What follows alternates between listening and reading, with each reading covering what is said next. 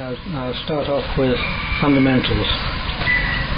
The fundamental nature of Buddhism is based on the human being and what the human being is. The Buddha found there was one fundamental problem that everybody had.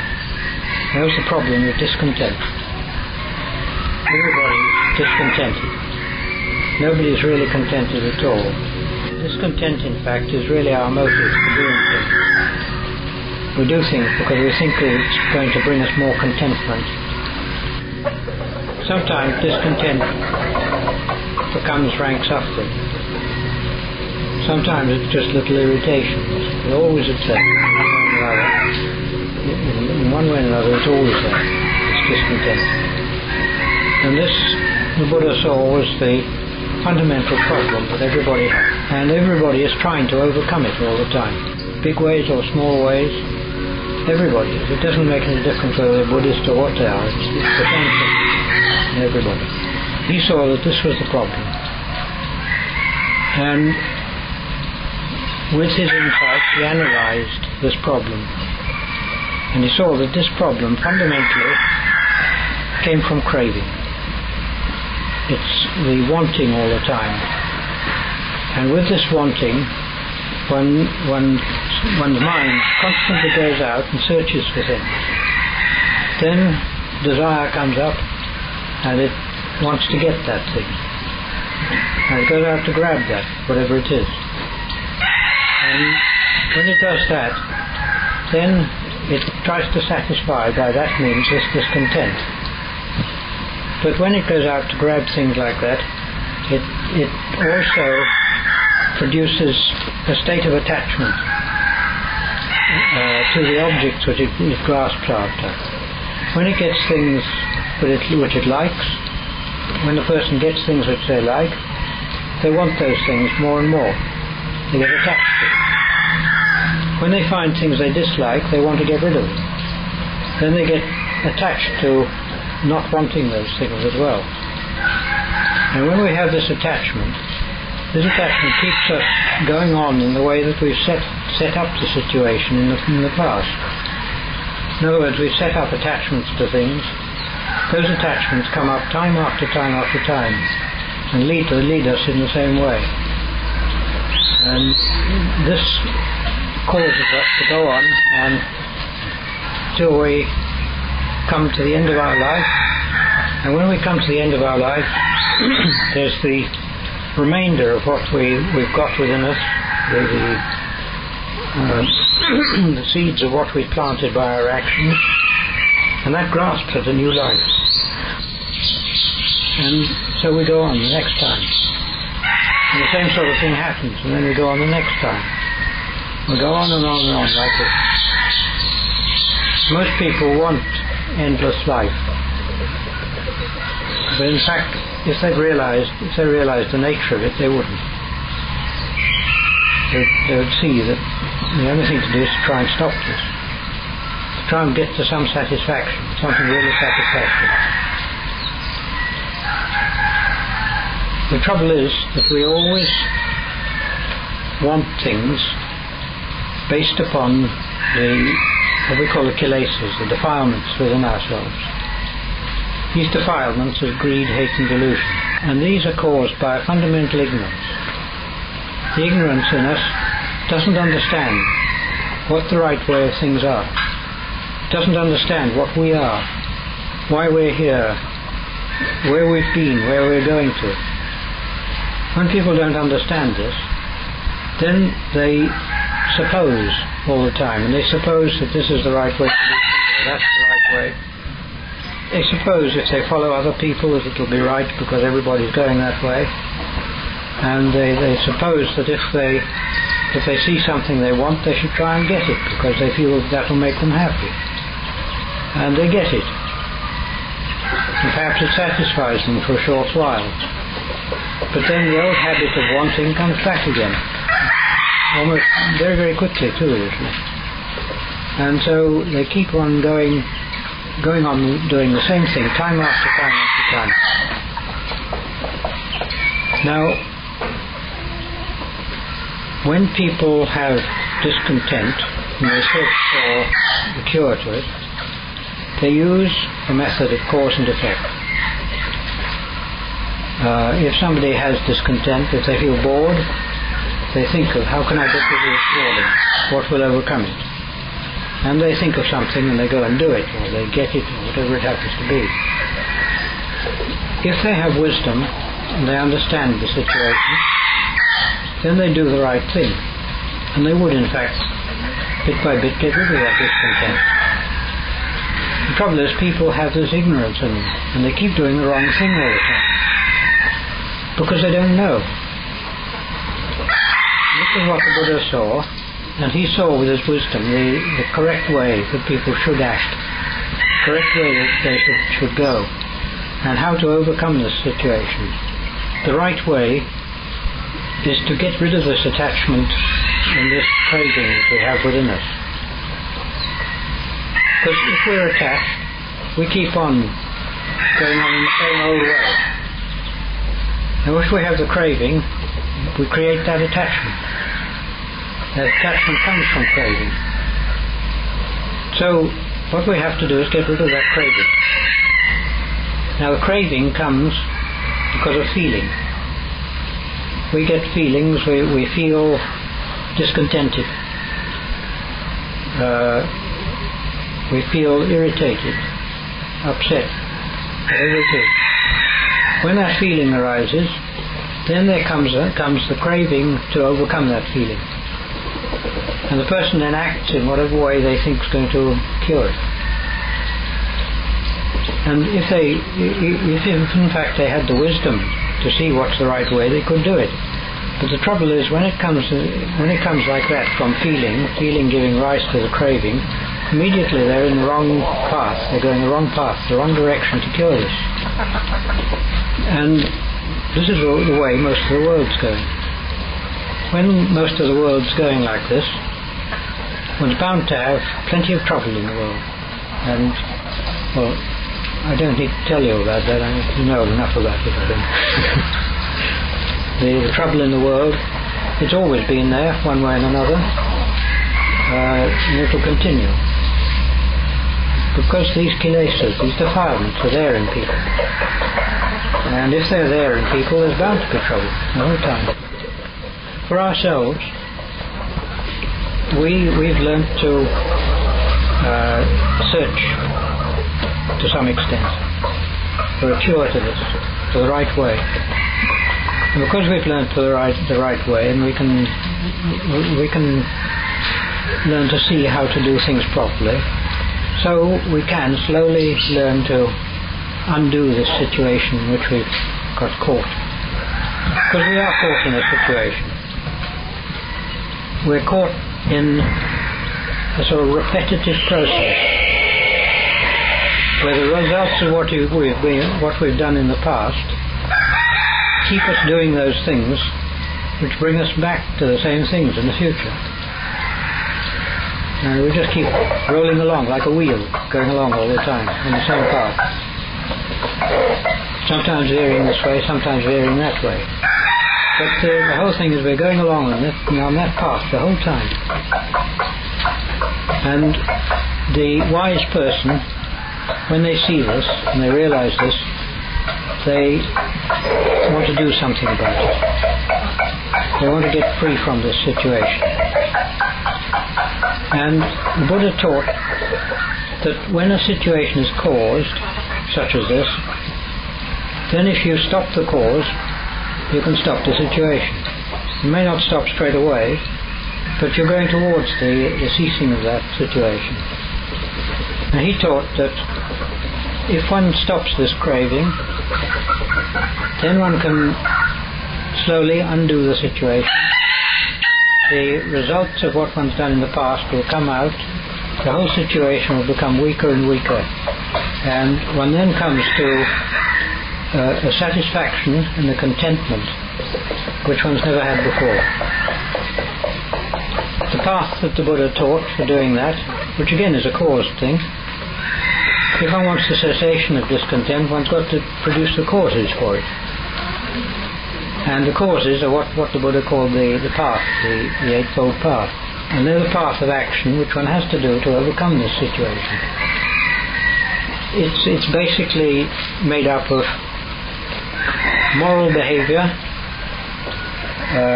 mental training to control one's mind, and wisdom. Those are the three things that are necessary. It's the wisdom that overcomes these defilements within one. But in order to get the wisdom that will do that, one must have the mental training. One's mind has got to be trained up and sharp. It's like if you want to cut a tree, you've got to sharpen up the axe first. When the axe is sharp, then you can cut the tree. If you do it with a blunt axe, it's difficult. And so one has to train oneself, one has to practice these ways, and slowly, if one does that, one will get results. Firstly, morality. Morality in Buddhism concerns only speech and action, not thought. Because thought is subtle. Thought is difficult to control. And morality in Buddhism is our relation to the world.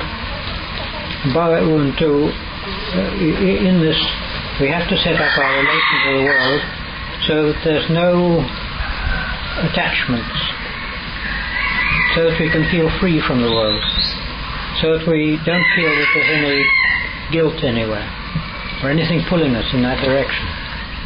If we've done bad things and we're still doing those bad things, then when one sits down to do one's meditation practice, inevitably those things will come up. They'll come up and they'll cause one trouble. So in order to do the meditation practice properly, one's got to be free from these guilts and things within one. Because of that, the moral practices are absolutely essential. In the training, well, first of all, in the way of the world, there are the normal 5 moral precepts which we use, and these are the minimum behavior necessary for the human being. It's said that if a person keeps these 5 moral precepts, the precept to train oneself not to kill, steal, indulge in wrong sex, use wrong speech, bad speech, and finally to take drinks and drugs which dull the mind. If one trains oneself to keep these, one will retain one's status as a human being. It's said that if one doesn't keep those, to that extent one's going below the human level. It's also said that if one goes, one trains oneself in higher things than that, one goes to a higher level. The moral training is very important in that respect. In addition, if one practices morality, it will bring one a certain degree of contentment. It steadily brings one contentment. It brings one the satisfaction of knowing that one hasn't done anything wrong, that nobody can rightly claim that one's done something wrong, and one feels a sort of freedom from that, and a contentment of knowing that one's all right where the world's concerned. But at the same time, there will be within one a certain restlessness, a certain hankering for things, wanting, cravings. In other words, the discontent is there, but in a more subtle manner. It's more subtle than the discontent of bad morality. To overcome that discontent, one has to train the mind. And one trains the mind by putting one's attention onto a single object or a single phenomena.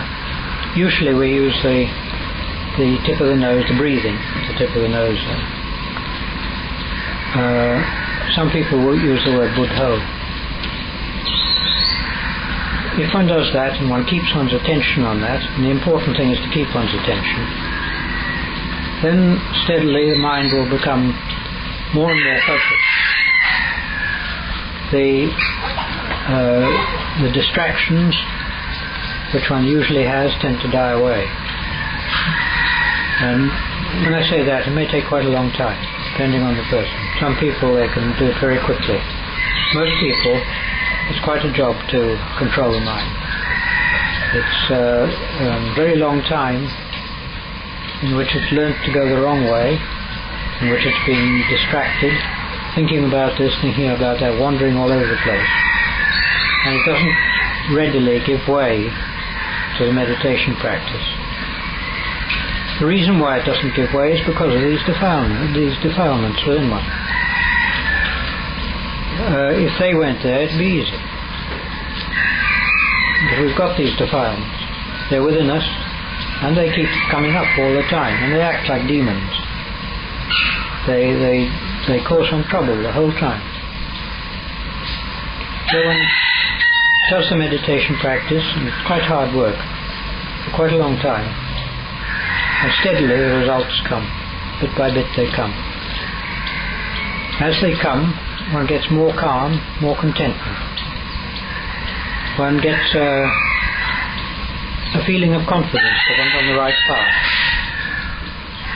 And when one gets that feeling of confidence that one's on the right path, it makes one want to go more onto it, and do it more and more the whole time.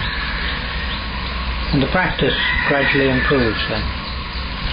As one's practice improves, practice of controlling one's mind, that is, as it improves, one becomes more focused, more concentrated, and the practice becomes somewhat easier, until one finds that you can get into the practice quite easily. When that happens, the mind is well tamed, well controlled. And then it's time to turn and to develop wisdom. One develops wisdom by first of all calming the mind with the practice of calm, by practice of holding the mind there on that single object. And then once it's calm, one turns and one investigates. First of all, one's own body. What is this body? Whose is it? Where did it come from? Where did it go to? Is this what I call me?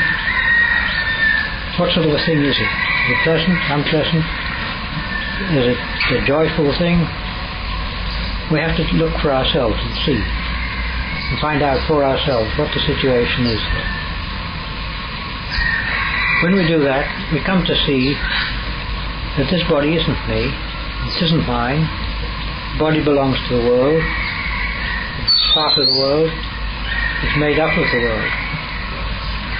It's made up of food. We take food, and food goes into the body and replenishes the body. So we find out that the body in fact is something separate from me. When one can see that, and see that the body is something separate, then one finds that the concern about the body diminishes. One's not so worried about death. One's not so worried about the possibility of getting disease or getting pains and aches and things of that sort. This itself is again where one decreases the discontent. The discontent is gradually dying away then. As one goes on at this, one comes finally to realize in full extent that the body is completely separate from me. It's not me, never was me. It belongs to the world. And when one's got to that realization, one's really very far into the practice. Not many people get there. One can then look at the mind and ask oneself, what is the mind? The mind in Buddhism is made up of four things: feeling, memory, thought, consciousness. Those four. And all four of these come from one basic thing that we call the chitta. The chitta is the, how can I put it? It's the underlying thing that's within one. It's always there. One way we put it, it's put in the practice, those who practice the way, they call it the one who knows. The one who knows is the chitta, it's the central theme. And the one who knows is the one who's been trapped by these things that we've got here. It's been trapped into the way of turning itself into consciousness, into thought, into feeling, into memory. And the whole thing comes from this one who knows. Now this one who knows, it's not free, and it's always causing us trouble. It's causing us trouble because it's got these defilements within it. The defilements are within one's own heart. And the one who knows is within the heart. The Dhamma, the right way, is in the heart. Both of these are in the one who knows. If you want to know who the one who knows is, you have to ask yourself how you know things. And look. And you realize that when you see things or hear things, you know them. No question about it. But if you see, for example, colour red, you know that perfectly well for yourself. You know what it's like, you know the experience. But in no way can you tell anyone else what that experience is. There just isn't any way you can do it. You use the word red, and you rely on the other person's experience. You rely on the other person having an experience similar to yourself. But really speaking, you don't know whether they see it in the same way as you do or not. The way of the one who knows is like that. If you hear something, you know what you hear, but you don't know whether anybody else hears it the same way as you do or not. All you can say is that by physiology, the mechanism, the body, is similar in both cases. Between people it's very similar. So that doesn't mean to say the experience is necessarily the same. And if you try to explain to somebody what a sound is, or what particular sound is, or what a particular colour is, or anything of that sort, any experience that you get, you find you can't do it. You have to refer to that person's experience of the same thing. So if you get somebody who's been blind from birth, you can tell them as much as you like about seeing, they won't understand. There's no way they can. And it's the one who knows these things is what we call the one who knows. And that is the one which can become free. And when that thing is, because that thing is it's not physical. It's not a thing of the world. But it only becomes a thing of the world because of these kilesas, these defilements. The one who knows is infected by them. And when it's infected by them, it's got ignorance in it. Because it's got ignorance in it, it thinks it hasn't got confidence in itself. When the one who knows has got no confidence in itself, then it has to grab hold of things to have confidence in. So that we have to have things about us. We have to have other people, other objects, sensations, all sorts like that. We have to have about us to give us confidence of our own existence. And our existence then is something that we make up by relationship to all these things that we have, that we know. So, and what we call that one who is related to these things, we call myself. But this self that I've got is a changing thing. It's not the same thing from one moment to the next. It's really an imposter, making out that it's something that it isn't all the time. And the idea of self is the idea of some entity within one, which is permanent, fixed there. And in fact, that's not there. That one's wrong. The way people use the word self is a way where sometimes it's body, sometimes it's feeling, sometimes it's thought. I mean, you get somebody saying, well, I'm going to a door. When they say I'm going to a door, and it means they're moving their body to a door. So it's body there. If a person says, I'm tired, or I don't feel happy, that's feeling. If a person says, I think it's like this or like that, that's thought. All the time it's coming, it's different things, this self. Never one thing, it's constantly changing about all the time. And when it's changing about, you can't say what it is, because it's a changing thing. When it's a changing thing, it doesn't deserve the name of the self. Because the idea of self is something that's permanent. So we say in Buddhism that this self is not a true thing. It's an imposter. And it's the training of Buddhism to, in fact, to realize the nature of this self, that it's not a true thing at all. By overcoming that self, one can get back to the one who knows its true nature. But it's difficult, because we haven't got the faith in the one who knows. And we can't just have very faith in it like that. We've got to build up faith in it. To build up faith in it, we've got to have knowledge, understanding.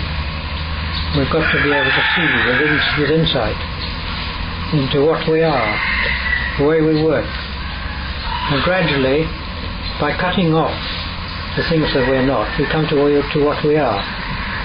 What I mean by that is if we cut off the body and see that this isn't me, then that one's gone, so I don't need to worry about that. Then if I cut off the idea of feeling, you see that that's not me.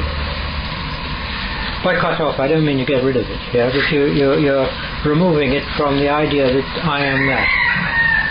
And similarly with the other things, with thought, with memory, with consciousness, one sees that I'm not these things. Yeah. When one sees that, one slowly gains confidence in this one who knows. And when one gains confidence in the one who knows, one can then make the jump and become that entirely. And that's the final result. A few make it, not many. It's a very difficult thing to do. But there are people who have, and it's worth trying. In fact, when one comes to it, really, there's nothing else to do. Whatever else one does in life, it's like playing. And it's always like children playing with toys. The only way is to come and try to find the way out of this situation. And then, by example, to attract other people, show them how to do it also. That's about all one can do. Okay, I've talked too much now. Memory seems to the most important to keep everything as permanent too, so that you look everything as permanent because of memory. Yes, but it requires the ignorance also to be deluded by this memory. And if the delusion is not there, the memory doesn't matter. The realization is there of what the nature of memory is. Then it's not a hindrance at all. The thing is that there's nothing wrong fundamentally with the body, with feeling, with memory, with thought, with consciousness. Nothing wrong. They're just phenomena. They're part of the world and part of the way things are, yes. And that's not where the fault lies. The fault lies in one's own heart. Because in one's heart there's what's good and what's evil. And the evil are these kilesas. And that's where the fault lies.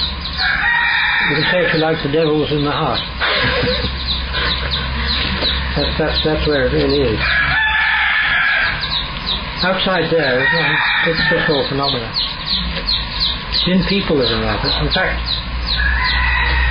my understanding is that the meaning of life is this one who knows.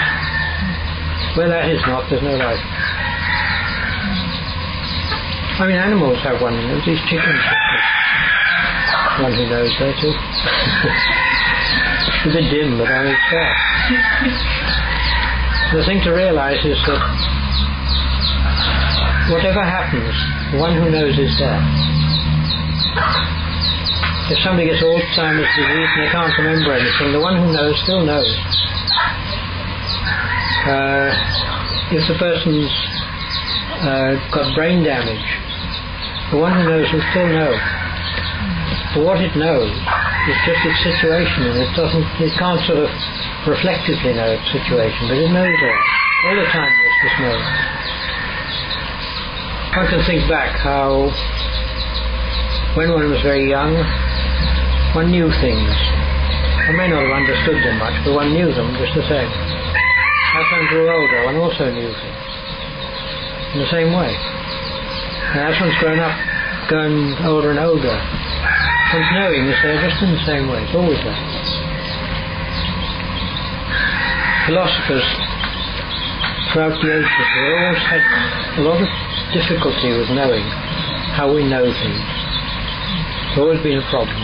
And the problem's there because they're looking at it in the wrong way.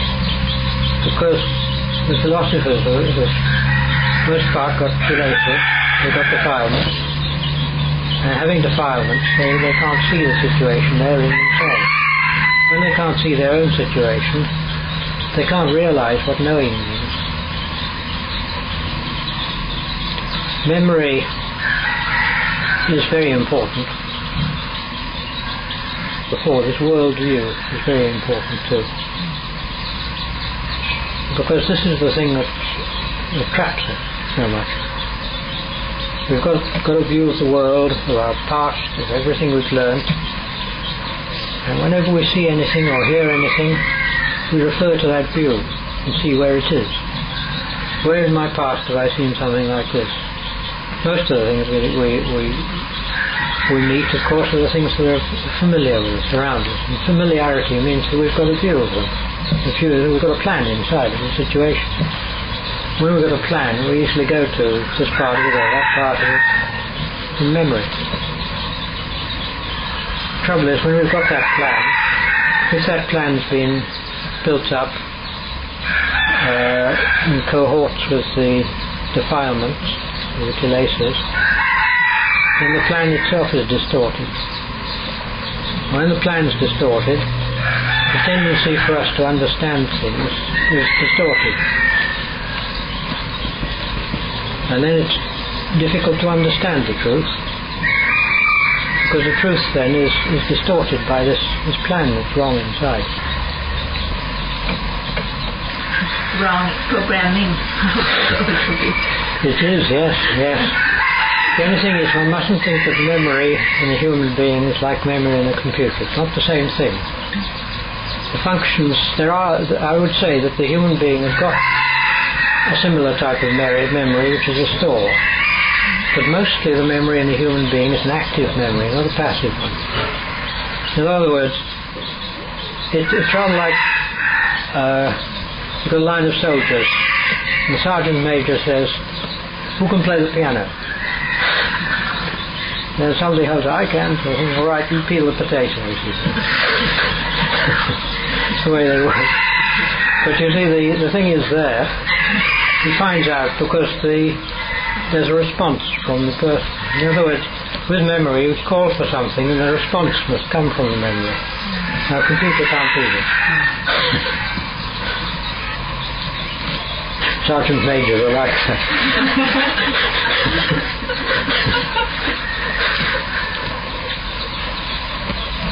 sometimes I wonder when I reflect about this, that one comes actually to the way of wanting to get out of. I mean, how? it's because if you perpetuate through defilements always what you do in a defied way. Yeah. How do you ever? Staying back. The thing is, one must realize in the heart, there's not only kilesas, there's also dhammas. There are two there. Now it just depends on whichever one is uppermost, becomes uppermost. What happens? I mean, one has the defilements which have built up this view in memory from the past. So to an extent one's looking at things from wrong viewpoints which have been built up in the past. This is the world view I talk about. So they give us a view of the world and a view of things, and it's not correct. Now one has got the memory set up like that, one tends to have a fundamental wrong view of most situations one's in. Actually, to an extent, there's always a wrong view in the normal person. It's though everything is seen wrongly. Because the plan has been built up in the past, based on these kilesas, on these defilements. Because that plan has been built up by them, so the way one looks at things tends to be in terms of that plan. In other words, we don't go to the evidence every time. We don't look for the evidence for things. Because we don't look for the evidence, we accept things as the plan tells us. Somehow reminds me that in a book I read about children who were dying, and they were told about how they were dealing with it. The book was talking about it. And there was such a lot of wisdom. You need to be like it. And it somehow seems to me that when children are born, they bring the Dhamma with themselves somehow. Then it dies away when they get older, because they get told a different way. They forget it, it changes. Yes, to some extent it's there in children, but the thing is that the kilesas are also there from the past. Yes. They don't come completely sort of brand new. No, they get too, and then they get also strengthened for the world. Yes. So the Dhamma dies again. But really the Dhamma, the world is just something that the mind then catches onto. It grasps at the world. And the thing is, a child will pick up the world in its natural way. And its natural way will depend on its past. Picks up the world in just this way and that way. I mean, you can see here how if being is born as an animal, then they can only pick up the world in the way of that animal. They can't pick it up in the way a human being does. Even though they may have human characteristics from the past. Because the base is not right there. And that can only sort of see things from the viewpoint of that animal. Especially when they're coming around in a buffet like this, I think maybe perhaps they have sense of human being in them. Like they used to live at home before. I'm not sure about that, but the thing is that when bhikkhus go into the forest and they live in the forest and they practice there, the animals come. I think they feel a certain security. That's probably what it is.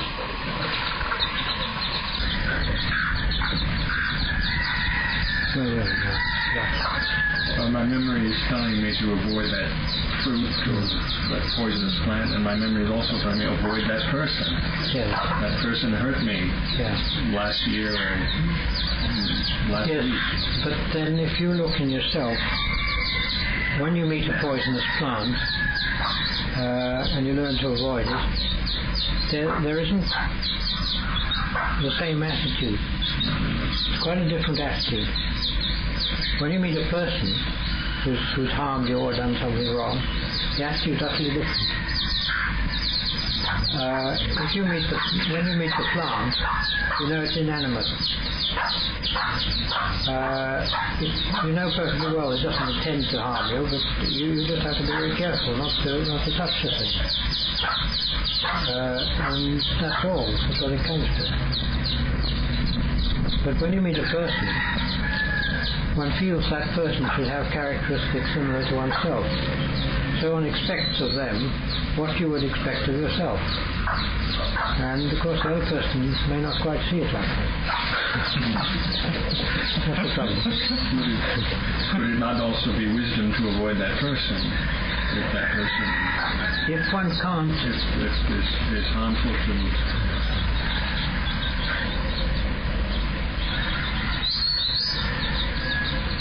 The thing is, if one can't overcome the situation by any other way, the best thing is to avoid. In other words, if you see that person and hatred arises, the hatred itself is damaging. The best thing is then to avoid meeting the person. Anyway, until you overcome the situation. When you overcome the situation in yourself, then it doesn't matter. But I mean, to overcome the situation, it's really a matter of practice, meditation practice, watching one's own thoughts, steadily developing control of oneself there, until the whole thing just disappears. It's no longer so much potential to bring up any harm. But one has to see that the unpleasant sensation that comes up when one meets that person, there's nothing wrong in that. That's just a result of the past. What is wrong is the thought. When the thought comes up, I don't like that person, this, that, and so on, going on and on, that's what's bad. Because that's making karma. That's producing seeds for the future. It might also be wise to avoid that person. That person might want to harm me or to make me do some immoral thing. Yes, that's true. Yes, and I remember that. Yes. So, yes. Yes, to avoid the person, that may be an expedient method. It's the Pañña. Yes. I mean, here one has to use wisdom and to adapt to circumstances.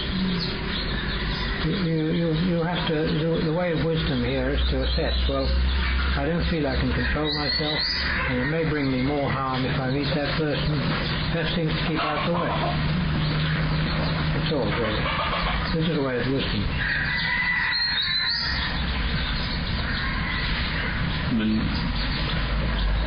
The knowledge as opposed to the conceptual.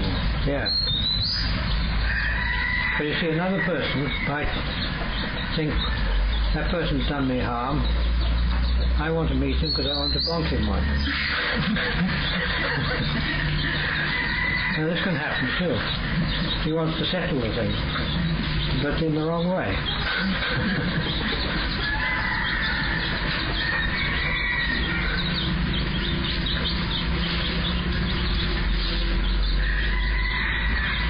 And the thing is that the difference between those two is the wisdom. And the person who goes out to have a go at the other person, that's his own hatred. That's wrong. It causes more trouble. Because it doesn't really deal with the situation inside. It's reinforcing it, if anything.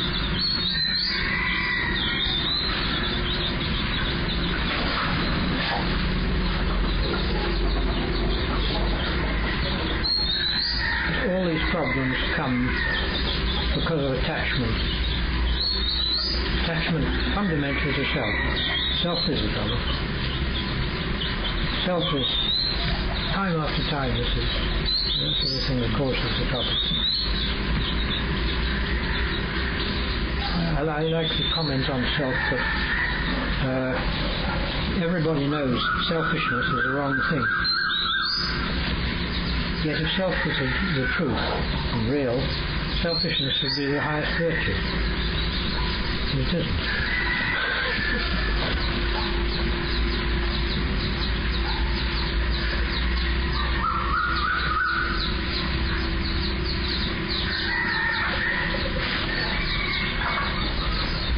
When one has self, one attributes value to that self. And then when somebody says something to one which diminishes self, up comes the hatred to try and retain the value of self. This is all good. This is because one's got the idea of self and the value of self. But at the same time one must realize how much the problem is, because the self is one of the last things to be got rid of, the idea of self, the attachment to self. It's very persistent, very difficult to overcome. One can overcome it in certain respects, here, there, but fundamentally the real overcoming of the whole thing doesn't go until right at the end.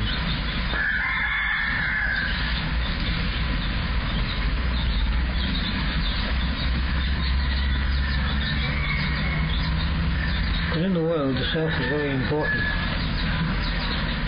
or what we think of as self,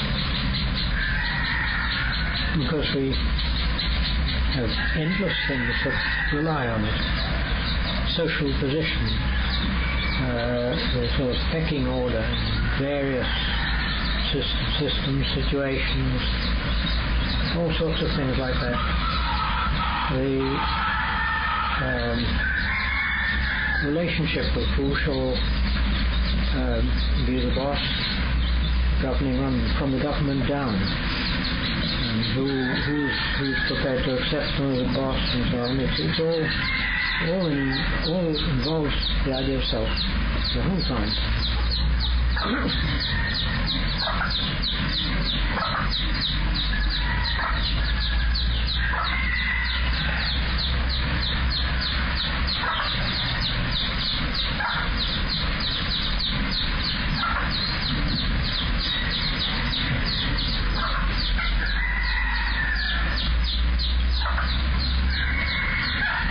It's difficult one sees people in the world and how so many of them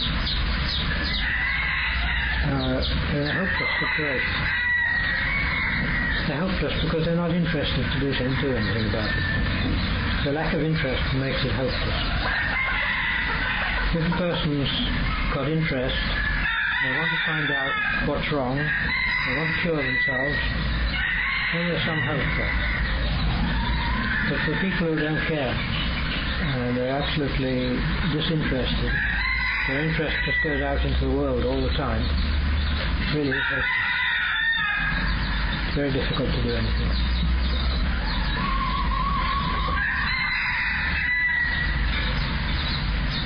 It's because of that the Buddha said that he saw only a few with little dust in their eyes. Not many, a few. And you said that the idea of self is one of the last things, but how come in the past it's the very first thing that one should get rid of? I mean, in order to win this game, you have to get rid of it. But the fundamental idea of self is the relationship to other people and things. And comparisons, and those go on and on and on. And whether we call it self or whatever we call it, it's the fundamental thing that's there. It's the relationship, me here, that one there, and it's the dividing out into this and that. And then the suggestion there is in the word vijnana, that we, the we present suffix, is to divide into two, and jnana is to knowing, the divided knowing. In other words, the one who knows divides into subject object, and that's why nama rupa comes up, the two that it divides. And when you've got those two, then you've got everything goes from that.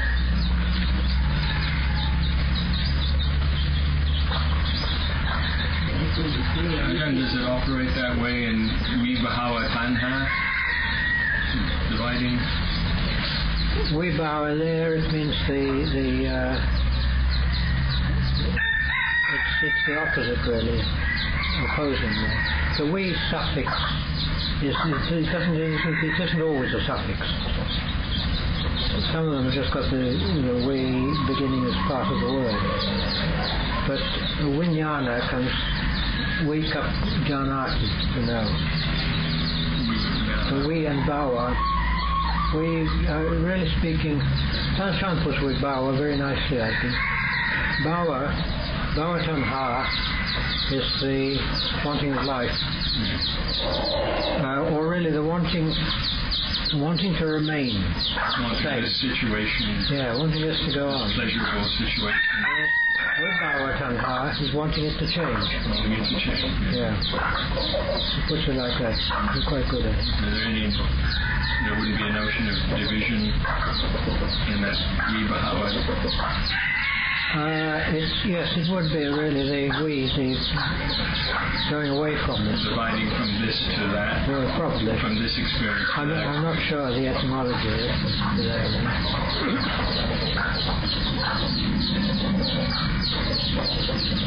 But it makes very good sense. Me and Jnana. Yes. Divide. Yes.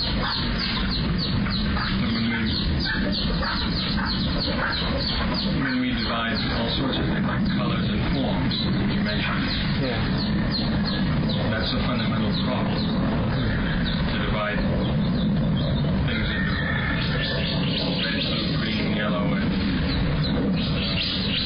brown squares. That difference, does that lead us to preference when we divide? Lead us to prefer the thing is, as far as colours are concerned, for example, we see red, and that's just a bare experience. And the bare experience is the first stage in the division, because there's the me seeing that. I see that. There's the separation there. But then one goes on to think about it.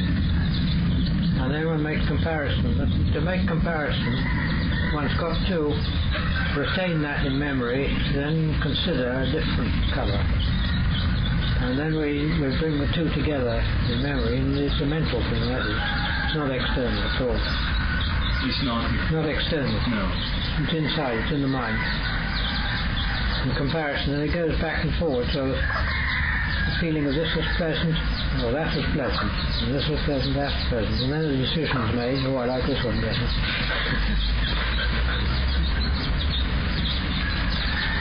Very complex.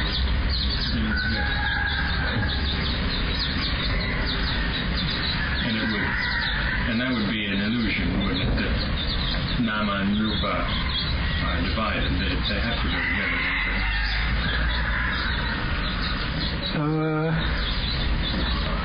Hard to know whether one should call it illusion or delusion. I don't know.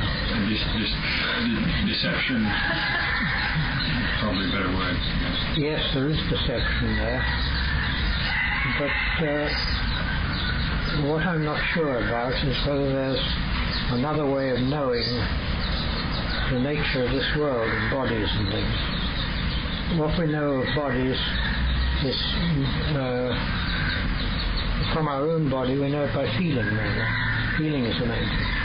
We can see a little bit of it on the surface, but feeling is the thing that matters. And what we know is feeling. When we come down to what actually is the physical body, I don't really know. I mean, it talks about the four elements in the Tipitaka. But when you come down to what are these four elements, one doesn't really know. It's not that simple. And how does one know these four elements? I'm not sure there are some problems there.